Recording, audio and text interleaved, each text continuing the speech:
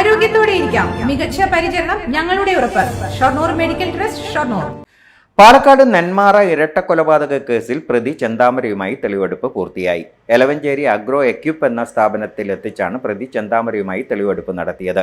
പോത്തുണ്ടി സ്വദേശികളായ സുധാകരനെയും ലക്ഷ്മിയെയും കൊലപ്പെടുത്താൻ ഉപയോഗിച്ച കത്തി വാങ്ങിയത് ഇവിടെ നിന്നാണെന്നാണ് പ്രതി മൊഴി നൽകിയിരുന്നത്. ചെന്താമരയ്ക്ക് കത്തി വിറ്റിട്ടില്ല എന്നായിരുന്നു സ്ഥാപന ഉടമയുടെ പ്രതികരണം. കത്തി വാങ്ങിയതിന് തെളിവുകളുണ്ടെന്ന് ആലത്തൂർ ഡിവൈഎസ്പി എൻ മുരളീധരൻ പ്രതികരിച്ചു. ചെന്താമര കാടുവെട്ടാനായി എലവഞ്ചേരിയിലെ മറ്റൊരു കടയിൽ നിന്നും കത്തി വാങ്ങിയിരുന്നു. ഇവിടെയും തെളിവെടുപ്പ് നടത്തി. എലവഞ്ചേരിയിലെ കടയുടമ ചെന്താമരയെ തിരിച്ചറിഞ്ഞു. മകളെ ഒരുപാട് ഇഷ്ടമാണെന്നും ചെന്താമര പോലീസിന് മൊഴി നൽകി. തൻ്റെ വീട് മകൾക്ക് നൽകണമെന്നും ചെന്താമര പറഞ്ഞു. ഏറെ ഇഷ്ടമുള്ള മകൾക്ക് തൻ്റെ വീട് നൽകാൻ നടപടി വേണമെന്നും ചെന്താമര പോലീസിനോട് ആവശ്യപ്പെട്ടു.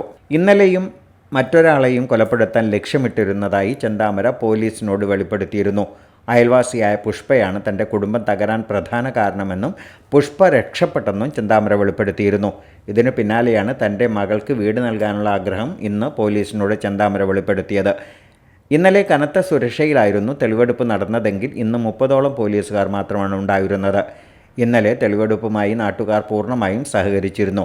ഇന്നും നാട്ടുകാർ തെളിവെടുപ്പുമായി സഹകരിച്ചു. കേസിൽ ഉടൻ കുറ്റപത്രം സമർപ്പിക്കുമെന്ന് അന്വേഷണ സംഘം വ്യക്തമാക്കി.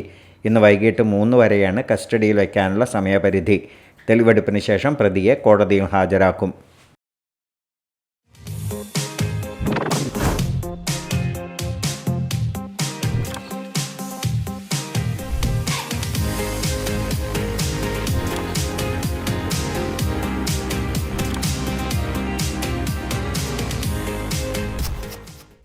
Dot view news.